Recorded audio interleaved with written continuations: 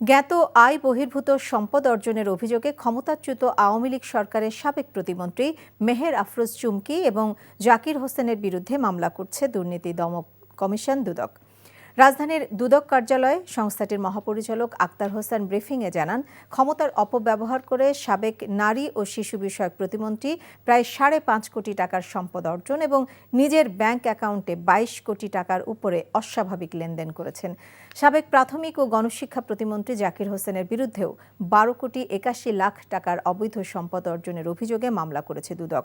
এছাড়াও কুষ্টিয়ার সাবেক সংসদ সদস্য আ.ক.ম সরওয়ার জাহান ও তার স্ত্রীর বিরুদ্ধে অবৈধ সম্পদ অর্জনের অভিযোগে মামলা হয়েছে।